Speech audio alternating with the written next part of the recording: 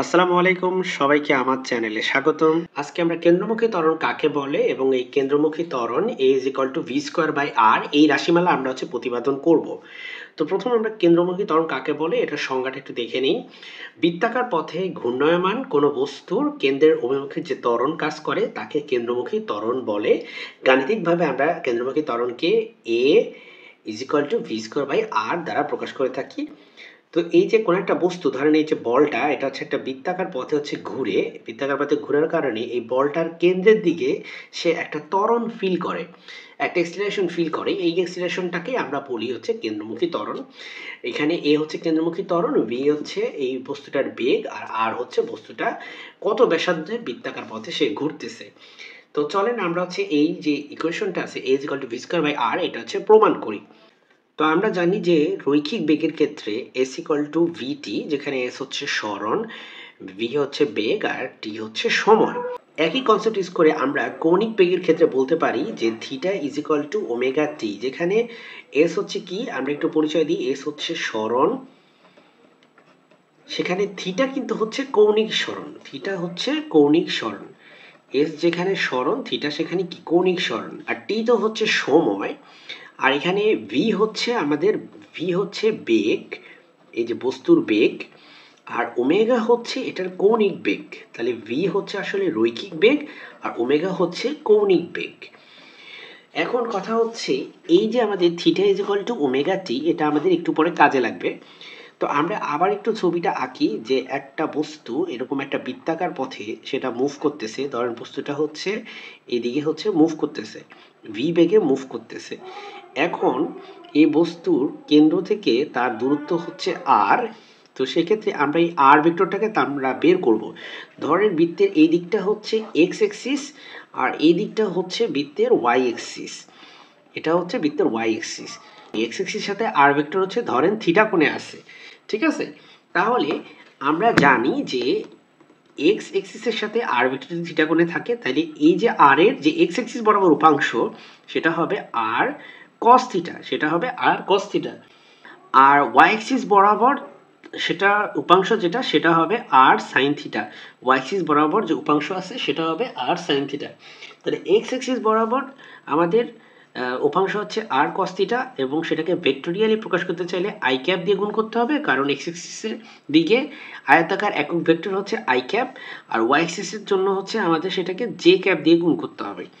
তাহলে আমাদের position vector বা যে সরণ ভেক্টর বা পজিশন ভেক্টর, এটাকে আমরা লিখব R vector = X I cap plus Y J cap.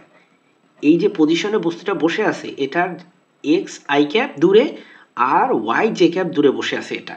তাহলে এটুকু দূরত্ব এক্স আই ক্যাপ, এটুকু ওয়াই জে ক্যাপ। এখন এটাকে আমরা পোলার ফর্মে নিয়ে যাব। এই যে এক্স এর মান কত, আর cos থিটা, এক্স এর মান আর cos থিটা, আর আই ক্যাপ তো আসি, আর ওয়াই এর মান আর sin থিটা, আর জে ক্যাপ তো আসি। তো থিটা = আমরা একটু আগে ওমেগা টি বের করছি, আমরা এখানে থিটার জায়গায় ওমেগা টি কে রিপ্লেস করব। তাহলে এটা হবে R cos omega T I cap plus R sin omega T R sin omega T J cap. এটা আমাদের আর ভেক্টরের মান। এখন আমরা আর ভেক্টর থেকে যদি ভেলোসিটি বের করতে চাই, আমাদের যেটা করতে হবে যে ভেলোসিটি ভেক্টর মানে আর ভেক্টরকে টাইমের রেসপেক্টে একবার ডিফারেন্সিয়েশন করতে হবে। তাহলে এখানে আমরা একটু আর ভেক্টরটা তুলে নিই। তো আমরা এটাকে আলাদা আলাদা করে ডিফারেন্সিয়েশন করব। আর cos omega T I cap, এটাকে ডিফারেন্সিয়েশন করব টাইমের রেসপেক্টে। আর sin omega T J cap, এটাকে আমরা টাইমের রেসপেক্টে আলাদা করে ডিফারেন্সিয়েশন করব। আর বৃত্তের ব্যাসার্ধ, যেটা একটা কনস্ট্যান্ট একটা বৃত্তের ক্ষেত্রে, সুতরাং এটা কনস্ট্যান্ট দেখে বাহিরে চলে আসবে। আর আমাদের cos এর ডিফারেন্সিয়েশন হবে মাইনাস সাইন। আবার যখন আমরা ওমেগা টি কে ডিফারেন্সিয়েশন করব, যেখানে টি এর রেসপেক্টে টি কত হবে 1, ওমেগা একটা কনস্ট্যান্ট, তাই ওমেগাটাও আমাদের ডিফারেন্সিয়েশন হলে সামনে চলে আসবে। আর আই ক্যাপ, এটা জাস্ট আমাদের ভেক্টরের ডিরেকশন বোঝায়, এটা যেমনি আছে এমনি থাকবে। সিমিলারলি এখানে আর একটা কনস্ট্যান্ট আর বাইরে চলে আসবে, আর সাইনের ডিফারেন্সিয়েশন হচ্ছে কজ হয়, আর এই ওমেগা টি এর ওমেগা কনস্ট্যান্ট, তাই ওমেগাটাও বাইরে চলে আসবে, আর এই টি এর রেসপেক্টে টি হচ্ছে 1, আর হচ্ছে এখানে জে ক্যাপ থাকবে। এখন আমরা যদি একটু সাজিয়ে লিখি, এটা হবে minus R omega sine omega T I cap plus R omega cos omega T J cap. এটা হচ্ছে আমাদের ভি ভেক্টর। এরপর আমাদের এক্সিলারেশন বের করতে হবে। এক্সিলারেশন মানে আমরা জানি যে ভেলোসিটিকে টাইমের রেসপেক্টে একবার ডিফারেন্সিয়েশন করলে এক্সিলারেশন পাওয়া যায়, তো আমরা সেই কাজই করি। আমাদের ভেলোসিটি ভেক্টর হচ্ছে এটা একবার আমরা তুলে নিই পুরোটা, R omega sine omega T I cap plus R omega cos omega T J cap. R omega হচ্ছে কনস্ট্যান্ট, এগুলো হচ্ছে ডিফারেন্সিয়েশনের বাইরে। সাইনের ডিফারেন্সিয়েশন হলে হয় হচ্ছে কজ, আর ওমেগা টি এর ওমেগা হচ্ছে কনস্ট্যান্ট, সো এখানে আরেকটা ওমেগা সামনে আসবে, টি এর রেসপেক্টে টি হচ্ছে 1, আর থাকবে আই ক্যাপ। আর এখানে আমাদের ডিফারেন্সিয়েশন করলে হবে আর ওমেগা একটা কনস্ট্যান্ট, সো এটা ডিফারেন্সিয়েশনের বাইরে। আর কজের যদি ডিফারেন্সিয়েশন করি তাহলে হবে মাইনাস সাইন ওমেগা টি, আর ওমেগা টি এর ওমেগা কনস্ট্যান্ট, এটা বাইরে চলে আসবে, আর টি এর রেসপেক্টে টি হচ্ছে 1, আর একটা জে ক্যাপ আছে।